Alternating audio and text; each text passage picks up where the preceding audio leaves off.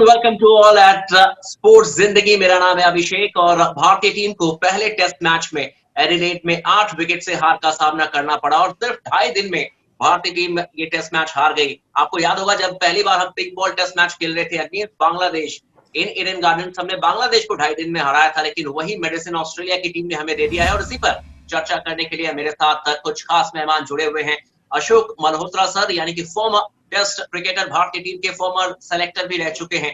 साथ में प्रकाश सर भी जुड़े हुए हैं और इंटरनेशनल क्रिकेट कमेंटेटर है Sanjay Banerjee, international cricket commentator, और सुनंदन सर भी हमारे साथ जुड़े हुए हैं, सीनियर क्रिकेट जर्नलिस्ट। लेकिन सबसे पहले अशोक सर आपके पास ही आना चाहेंगे। भारतीय टीम हारी जरूर है सर, लेकिन ऑस्ट्रेलियन टीम ने टीम इंडिया को जिस तरीके से पहले लीड लेने के बाद जिस तरीके से सेकेंड इनिंग में सिर्फ 36 रन पर ऑल आउट किया, वो शॉकिंग था, सरप्राइजिंग था सर सबके लिए। आप आउट ऑफ फॉर्म खिलाड़ी को इन फॉर्म खिलाड़ी से पहले नहीं खिला सकते, और प्रारंभिक जोड़ी इतनी महत्वपूर्ण होती है कि अगर आपका स्टार्ट अच्छा नहीं है, एक अच्छी नींव नहीं है, तो उस पर इमारत नहीं खड़ी होती। क्योंकि अगर आप 10 for 1 हो जाते हैं, 0 for 1 हो जाते हैं, तो दबाव मध्य क्रम पर आता है। मैं जानता हूं हमारा मजबूत मध्य क्रम है, चेतेश्वर है, रहाणे है, विराट, दबाव उन पर जरूर आता है। तो ये मेरे लिए चिंता का विषय। और हनुमा विहारी को आप केएल राहुल से पहले नहीं खिला सकते, क्योंकि टीम में वो दमखम दिखाई नहीं दे रहा था। अगर विराट को इस टीम से निकालते, कब दिखाई नहीं दे रहा, कैरी द फाइट। तो मेरे लिए चिंता का विषय जो ऐसे फैसले थे जिसने टीम को डुबो दिया। हालांकि 36 तब भी नहीं होना चाहिए, और अब विराट के बाद जो हमारी bench strength, so called best bench strength, उसका भी इम्तिहान होने जा रहा है। प्रकाश सर, ऐसी क्या बात होगी? क्योंकि देखिए, आप उसी विकेट पर जब ऑस्ट्रेलिया की टीम बैटिंग करने के लिए आई थी, सेकेंड इनिंग में 90 रन चेस कर रही थी, बहुत ही कंफर्टेबली फास्ट बॉलर्स को खेला उन्होंने, जसप्रीत बुमराह को और उमेश यादव को पुल कर रही थी, वो कट कर रहे थे दोनों ही बल्लेबाज। लेकिन जब भारतीय टीम बल्लेबाजी करने के लिए आई, आज 15 रन जब स्कोर था, दूसरा विकेट जब गिरा, जो नाइट वॉचमैन थे जसप्रीत बुमराह, उसके बाद से फिर तू चल में आया का जो सिलसिला चला वो कभी थमा ही नहीं। तो ऐसी क्या बात होगी अचानक की? ये क्या मेंटली भारतीय टीम ज्यादा प्रेशर ले ली थी, या फिर विकेट में कुछ ऐसा था जिसकी वजह से भारतीय टीम स्ट्रगल करती हुई दिखी? मैं ये नहीं मानता। कभी कभी देखिए, स्पोर्ट जो चीज है, खेल में कभी कभी दिन या समय ऐसा होता है कि सिर्फ खड़े होके सामने वाले को सलाम करना होता है और बोलना होता है कि भाई आप बहुत अच्छा खेले। मैं ये चीज नहीं कह रहा हूं कि हमारी बैटिंग बहुत अच्छी थी या उसमें खामियां नहीं थी, लेकिन जिसको अंग्रेजी में कहते हैं ना, यू जस्ट डॉफ योर हैंड। आज जिस किस्म की बॉलिंग कमिंस और जॉश हेजलवुड ने करी है उन 8, 10, 12 ओवर में, अशोक जी ज्यादा जानते हैं मेरे से, वो बहुत उच्च स्तर का क्रिकेट खेले हैं। मेरी अपनी जानकारी में या देखने में इतना सस्टेन्ड प्रेशर, इतने ज्यादा, इतने थोड़े समय में। और एक चीज और होती है क्रिकेट में, हम हमेशा कहते हैं कि लक का हिस्सा बहुत बड़ा होता है। तो आज प्ले एंड मिस नहीं हुआ, प्ले एंड निक हुआ। हरे ऐसा लगा कि भारतीय बल्लेबाजों का बाहरी किनारा जो है वो 2 मिलीमीटर ज्यादा चौड़ा है, क्योंकि बॉल जो डिविएट हुई वो केवल इतनी सी हुई। अगर आपने क्रिकविज एनालिसिस पढ़ा हो आज का, तो पहले इनिंग से के बनिस्बत कम स्विंग हुआ, कम मूवमेंट हुआ, और शायद वही मूवमेंट बारंबार बल्ले का किनारा लेता रहा। और कभी कभी ये होता है क्रिकेट में कि एक पूरे सॉर्ट ऑफ, जिसको कहते हैं ना, इम्प्लोजन हो जाता है।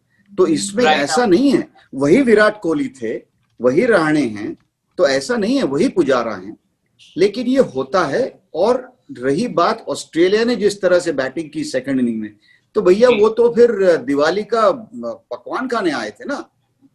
यही तो मैथ्यू वेड, जिसके पांव नहीं हिल रहे थे और जिसकी बुमराह और शमी की गेंद दिख नहीं रही थी, वही मैथ्यू वेड तीसरी बॉल पे बाहर निकल के कवर के ऊपर से बॉल मारता, क्योंकि फिर पता है ना कि और कुछ होना नहीं। बिल्कुल सही कहा, 90 रन सिर्फ बाकी थे, तो वैसे में फिर उन्हें पता था कि कैसे बैटिंग करनी है, और कोई भी वो एज देना नहीं चाहते थे भारतीय गेंदबाज को। संजय सर, आपके पास आना चाहूंगा। जो बार बार कहा जाता है कि भाई नई गेंद को आप जो इस्तेमाल करें, जैसा कि प्रकाश सर ने भी कहा कि नई गेंद का जितना आप इस्तेमाल करें, और इस्तेमाल करने का मतलब है कि मैक्सिमम आप बैट्समैन को खिलाएं। थोड़ी सी गेंद स्विंग हो रही थी, मैक्सिमम फुलर लेंथ की गेंद थी और उसका सही इस्तेमाल किया जॉश हेजलवुड और पैट कमिंस ने, और शायद इंडियन बैट्समैन इसीलिए स्ट्रगल करते हुए नजर आए। बिल्कुल, गेंदबाजी तो आज बहुत ही उत्तम क्वालिटी की बॉलिंग थी। इस तरह की बॉलिंग बहुत रेयरली देखने को मिलती है और ये होता तब है जब आप एक कॉम्बिनेशन में खेलते हैं और दोनों बॉलर्स अच्छा कर रहे होते हैं। और दूसरी बात कि उन्होंने जिस लंबाई की गेंदें फेंकी वो इंडियन बैट्समैन के लिए परेशानी की वजह थी कि वो आगे बढ़कर खेले या पीछे आकर के खेले, और उसी में उनके ज्यादातर निक लगे जिनका जिक्र प्रकाश कर रहे थे। लेकिन इससे भी बड़ी बात मुझे जो लगती है कि बॉलिंग अपनी जगह पर ठीक है, इंडिया की बैटिंग इतनी कमजोर नहीं है कि वो 40 से नीचे निपट जाए। ऑस्ट्रेलिया की बॉलिंग का भारत के लिए ज्यादातर वक्त में सरदर्द रहा है। आप इसी टेस्ट मैच में ले लीजिए, पहले दिन 2 विकेट गए, दूसरे दिन 4 विकेट गए, और आज तो पहले घंटे में समझ लीजिए कि बारिश हो गई एकदम विकेट की। तो शुरू का जो फ्रेशनेस होती है विकेट की, गेंद की एक ताजगी है, उसमें इंडियन बैट्समैन थोड़ा सा कहीं ना कहीं डिफेंसिव अप्रोच अपनाते हैं ऑस्ट्रेलिया के खिलाफ, और उसका खमियाजा उन्हें चुकाना पड़ा है। बिल्कुल सही कहा सर आपने, और शायद इसीलिए कहा जाता है कि टेस्ट मैच क्रिकेट में अगर पहला घंटा आप गेंदबाज को देंगे तो फिर बाकी जो समय है आपके लिए आसान हो जाएगा। सुरेंद्र सर के साथ उन्हें भी इंडिया के लिए रवाना किया जाएगा। रवाना तो नहीं होंगे, लेकिन ये जो बात होती है, अशोक जी तो ज्यादा जानते हैं इसके बारे में, कि बहुत टैलेंटेड लड़का है, कबूल है टैलेंटेड, लेकिन कुछ कर नहीं रहा है। ये प्रॉब्लम है, उसके पैर नहीं हिल रहे, उसके टेक्निक में खामी है। और ये मुझे पता नहीं चल रहा है कि कुछ प्लेयर को रुकना पड़ता है, इतने देर से रुकना पड़ता है डेब्यू करने के लिए, और कुछ लोगों को इतना लंबा रोप दिया जाता है। जैसे तरुण नायर था, उसने 300 रन बनाए, आज वो टीम में नहीं है। प्रज्ञान ओझा का लास्ट टेस्ट मैच था जिसमें वो मैन ऑफ द मैच था, बाद में वो खेला नहीं। कुछ लोगों के जिंदगी में ऐसा होता है कि उनको लंबा रोप मिलता है, जैसे पृथ्वी शॉ को मिल रहा है, लेकिन ये ज्यादा देर तक चलेगा नहीं। क्योंकि संजय, आप भी शायद थे, पहला पिंक बॉल टेस्ट जब इंडिया खेली थी तो वो भी 2.25 दिन में खत्म हुआ था कलकत्ता में, और ये दूसरा पिंक बॉल टेस्ट है जो 2.25 दिन में खत्म हुआ है। तो मुझे पता नहीं चल रहा है कि ये क्या इसका मतलब पिंक से दोस्ती नहीं है टीम इंडिया की, पिंक से दोस्ती नहीं है। बिल्कुल सर, अशोक सर आपसे यही कहना चाहूंगा कि जो मेडिसिन हमने बांग्लादेश की टीम को दिया था ईडन गार्डन में, वही चीज हमें ऑस्ट्रेलिया ने दे दिया। लगता है सेकंड टेस्ट मैच से पहले टीम में बहुत सारी आपको जो परम्यूटेशन कॉम्बिनेशन है उसे चेंज करने की जरूरत है। केएल राहुल का नाम आ रहा है सर, वाकई में इनफॉर्म बल्लेबाज है, उनका टीम में रहना तो बनता है। बिल्कुल बिल्कुल बनता। मेरे लिए केएल राहुल के बिना इंडियन टीम नहीं हो सकती, ये मेरा शुरू से ये नजरिया, क्योंकि मेरे लिए रोहित, विराट और केएल राहुल इंडिया के टॉप 3 बल्लेबाज ऑल तीनों फॉर्मेट। तो निश्चित रूप से उनका ना खिलाना मेरे को बड़ी हैरानी की बात लगी। लेकिन जैसे प्रकाश जी ने कहा, it was one bad day in the office. आप हम राइट ऑफ नहीं कर सकते, क्योंकि हमारी टीम दूसरे नंबर की टीम है दुनिया की, जो पहले नंबर पे आने की पूरी संभावना है उनकी। लेकिन एक बात तय है कि कहीं ना कहीं जो गेम प्लान वो शायद सही नहीं बैठा, और अब कौन नया इंजन बनेगा, कौन नया पेट्रोल डालेगा, ये सोचने वाली बात है। और हमारी जो बेंच स्ट्रेंथ है, जैसे हनुमा विहारी, शुभमन गिल, पृथ्वी शॉ, ये कुछ ऐसे खिलाड़ी हैं जिन पर अब जिम्मेदारी आएगी, और चेतेश्वर पुजारा और रहाणे पर भी जिम्मेदारी बढ़ेगी। मायंक अग्रवाल, ये कुछ ऐसे खिलाड़ी के विराट के बिना अब किस तरह बल्लेबाजी करते हैं, किस लय में करते हैं, और फिर ये टीम क्या आंखों में आंखें डालकर ऑस्ट्रेलियन टीम से बात कर पाएगी, उनकी स्लेजिंग का जवाब दे पाएगी। ये कुछ ऐसी चीजें हैं जो मेरे को परेशान कर रही हैं, और मेरे को ऐसा लगता है कि भारतीय टीम इस टेस्ट श्रृंखला में शायद ज्यादा बेहतर नहीं खेलने। एग्जैक्टली प्रकाश सर, यही सवाल आपसे पूछना चाहूंगा ब्रॉडकास्टिंग की। आपको लगता है सर कि भारत के पास वाकई में कुछ एज है, भारतीय टीम के पास कुछ चांसेस हैं कि इस श्रृंखला में कम बैक कर सकती है टीम इंडिया प्रैक्टिकली? देखिए, रही जहां तक टैलेंट की बात है या कैपेबिलिटी की बात है, उसमें मुझे कोई शक नहीं है कि इंडियन टीम पूरी तरह से वापसी कर सकती। रही बात, जैसे अशोक जी ने कहा, बिटवीन द ईयर्स, ये जो है ना, ये किस तरह से इस हार को या इस आधे घंटे को, 1 घंटे को दिमाग से जल्दी निकाला जा सकता है। और इसमें मैं एक एनालॉजी ड्रॉ करूंगा, हालांकि सर्कमस्टांसेस बड़े अलग थे। जब ऑस्ट्रेलिया की आखिरी टूर इंडिया में हुई थी स्टीव स्मिथ की कैप्टनसी में, पूना के हमारे घर के मैदान पे सुनंदन और मैं दोनों मौजूद थे, और हमने देखा जिस तरह से इंडिया हारी वो टेस्ट मैच। तो ऐसे लगा कि ये तो चलो बाहर जाके हारे हैं, ये तो हमारे घर में घुस के हमको पीट के चले गए। और ये जो हमारी अभी की टीम है उसमें उस टीम का काफी बड़ा हिस्सा है। तो ये सेल्फ बिलीफ है। अब अजिंक्य रहाणे को कप्तानी में, रवि शास्त्री को टीम के मैनेजर या डायरेक्टर के हैसियत से किस तरह से वो इस टीम को मोल्ड कर पाते हैं और किस तरह से इंजरीज और बैलेंस को लाते हैं, इस पे ऊपर सारा निर्भर करेगा। क्योंकि traditionally Boxing Day test match Melbourne का ऑस्ट्रेलिया का सबसे बड़ा स्पोर्टिंग इवेंट होता है, शायद साल के आखिर का। और उसमें जो स्लेजिंग होगी, आज भी किसी ने ट्वीट किया था कि टिम पेन की आवाज नहीं ज्यादा सुनाई दे रही है। मैंने कहा था कि जब तक विराट है तब तक आवाज नहीं आएगी, जब विराट चले जाएंगे तब आवाज आएगी। और हमारे साथ उनके सामने खड़ा होने वाला कौन है। खैर, एक छोटा सा मुद्दा ओपनिंग बैटिंग का। मैं हमेशा कहता हूं, आकाश चोपड़ा ने जो परफॉर्मेंस किया था वीरेंद्र सहवाग के साथ, उसमें उनके रन किसी ने नहीं गिने होंगे या कोई बहुत ज्यादा रन नहीं बने, लेकिन चूंकि पहले विकेट पे 100 रन, 80 रन, 150 रन 2 घंटा खेल लेते थे वो, उससे बैट्समैन बाकी जो है परफॉर्म कर पाते थे। तो जब दरवाजा ही कमजोर हो तो कमरे की ताकत से कोई फर्क नहीं पड़ता, क्योंकि दुश्मन अंदर घुस जाता है। बात ये प्रकाश भाई जी, अभिषेक, मैं सिर्फ एक चीज कहना चाह रहा हूं कि जो ओपनिंग की प्रॉब्लम है, को उठा रहा हूं अशोक जी से भी, सुरेंद्र भाई से भी और प्रकाश से भी, कि क्या शुभमन गिल को वहां होना चाहिए था या केएल राहुल को वहां होना चाहिए था या नहीं होना चाहिए? शुभमन गिल लगातार प्रभावित कर रहे हैं, इन फॉर्म बैट्समैन है, और उनकी तकनीक की बात हम नहीं कर रहे, पूरी दुनिया के दिग्गज कर रहे हैं। और फिर केएल राहुल, अगर आपने शुभमन गिल को भी नहीं खिलाना तो केएल राहुल से ओपन करा लेते। आपने जो उनको बाहर बैठ के ये नजारा देखने का मौका दिया, इससे बेहतर होता है अगर वो ओपन कर लेते तो शायद बेहतर होता। मेरी बात इतनी, मेरे लिए पृथ्वी शॉ इसलिए नहीं खेल रहे थे कि वो आउट ऑफ फॉर्म थे। मैं उनकी प्रतिभा क्षमता पर बिल्कुल केवल एक छोटा सा पॉइंट, आप इसी को कंपेयर करिए जो बर्न्स के साथ, ऑस्ट्रेलिया की साइड। जो बर्न्स को फॉर्म नहीं था, बिल्कुल उसी तरह से हो रहा था जैसे पृथ्वी शॉ का हुआ।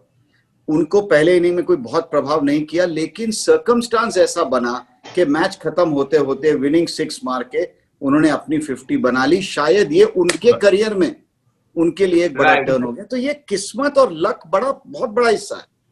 सर, प्रॉब्लम इंडियन टीम के लिए, संजय सर आपके पास आना चाहूंगा और सुरेंद्र सर से भी की रिएक्शन की। भारतीय टीम न सिर्फ मैच हारी है, बल्कि देखिए अब मोहम्मद शमी का जो रिजल्ट आएगा वो भी बहुत क्रूशियल होगा कि वो अगले टेस्ट मैच खेल पाएंगे या फिर सीरीज से, अगर हेयरलाइन फ्रैक्चर है तो फिर सीरीज से बाहर हो जाएंगे। क्योंकि वो जब चोट लगी फिर बैटिंग करने के लिए आए, फिर उन्होंने इवेल्युएट किया कि नहीं मैं बैटिंग नहीं कर सकता हूं, फिर चले गए। तो इसका मतलब है कि मामला गंभीर है संजय सर। बिल्कुल, उनकी चोट देख करके लगता है कि हो सकता है, क्योंकि अभी 4-5 दिन हैं तो रिकवर कर जाएं, लेकिन भारत के लिए बड़ा झटका होगा। हालांकि अभी ऑप्शन है भारत के पास, सैनी अंदर आ सकते हैं, लेकिन इसके बावजूद शमी का जो फॉर्म है, शमी का जो एक्सपीरियंस रहा है ऑस्ट्रेलिया के अंदर, वो भारत के लिए काफी एडवांटेज की सिचुएशन है।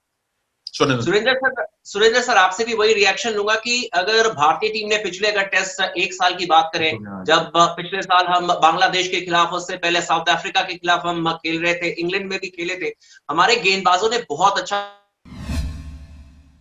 पहले से तो ईशांत शर्मा को टीम मिस कर रही है, लेकिन अभिषेक ये अगर देखे तो बोलर्स ने लगातार जी तोड़ कोशिश की है। पहले दिन हम बैकफुट पे थे, एडवांटेज ऑस्ट्रेलिया हो गया। दूसरे दिन बॉलर्स ने रिड्यूस करा के इंडियन टीम को एडवांटेज में लेके आए। फिर इंडियन टीम के बल्लेबाजों ने फिर से खराब परफॉर्मेंस किया और वो ड्यूस का एडवांटेज होके game set and match Australia को मिल गया। तो ये जो चीजें हैं ऊपर नीचे वो कंसिस्टेंटली, एक चीज तो माननी पड़ेगी कि पहले इनिंग में जो 4 गेंदबाजों ने बॉलिंग की है, वैसी बॉलिंग मैंने लगातार कंसिस्टेंटली इन द जोन मैंने कौन है, मेरे ख्याल से शमी वापस आएंगे, क्योंकि जैसे संजय ने बोला कि 4-5-6 दिन अभी तक बाकी है और उसने बहुत सारी हड्डियां तोड़ी है, यानी खाते वक्त की बात मैं कर रहा हूँ, तो उसके हड्डी को कुछ नहीं होगा ये मैं कह रहा हूँ। फिंगर्स क्रॉस, मेरे ख्याल से वो अगला मैच खेलेंगे। आप सभी से एक छोटा सा रिएक्शन, क्योंकि में ट्रेवल कर रही थी तो आखिरी टेस्ट मैच जो था धर्मशाला में खेला गया था, जिनके रहाणे कप्तान थे, मैच जीत गई थी भारतीय टीम। लगता है कि वाकई में भारतीय टीम रहाणे की कप्तानी में वापसी कर सकती है। कहते ना कि जब तक उम्मीद है, क्योंकि बिल्कुल उम्मीद पे दुनिया कायम, सबसे बड़ी बात है। और भारतीय टीम, जैसा मैंने पहले भी कहा, कि जब हमारी पीठ दीवार से सट जाती है, जब नो हो, तब भारतीय टीम इतिहास गवाह, आमतौर पर हम अच्छा खेलते हैं। और ये एक मौका है युवाओं के पास, वो बेंच स्ट्रेंथ वाले खिलाड़ियों के पास, वो सीनियर खिलाड़ियों के पास जो विराट की छाया में खेल रहे थे, उस छाया से निकलने का, अपने आप को साबित करने का। एक टॉप क्लास, अभी तक सिर्फ रोहित और विराट की बात होती है, अजिंक्य और चेतेश्वर तो बेचारे अनसंग हीरो। इस बार उनके पास मौका है अपनी छाप छोड़ने का, टीम को खड़ा करने का, एक स्तंभ बनकर उभरने का। तो मौका जरूर है। और मैं बिल्कुल, मेरे को हालांकि मैं जानता हूं कि ऑस्ट्रेलिया की जीतने की संभावना, लेकिन कहते हैं उम्मीद पे दुनिया का है।